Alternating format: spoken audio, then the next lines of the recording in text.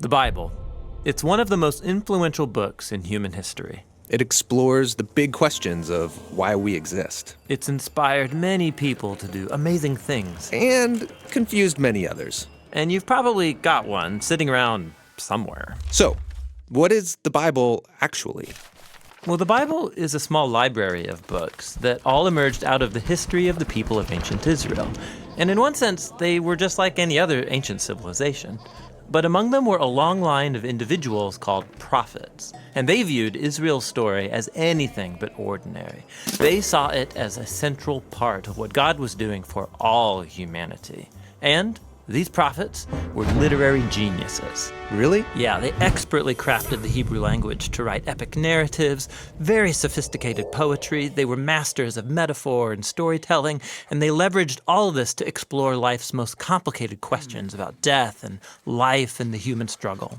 So, there's a lot of different authors writing this book. Yeah, and these texts were produced over a 1,000-year period, starting with Israel's origins in Egypt, then leading up to their kingdom with their first temple. But eventually, they were conquered by the Babylonians, who took them away into exile. Then, at a crucial moment in their history, many Israelites returned to their land. They built a second temple, they reformed their identity, and this is when the Jewish scriptures began to be formed into the shape that we have them today. Okay, the Jewish Bible. What's in it? Well, in Hebrew, it's called by an acronym, Tanakh. The T stands for Torah, sometimes called the Law. That's Israel's 5-book foundation story. The N stands for Nevi'im, the Hebrew word for prophets. And this section consists of the historical books that tell Israel's story from the prophet's point of view. Then you get the poetic books of the prophets themselves. The K stands for Ketuvim, the Hebrew word for writings. This is a diverse collection of poetic books, wisdom books, and more narrative.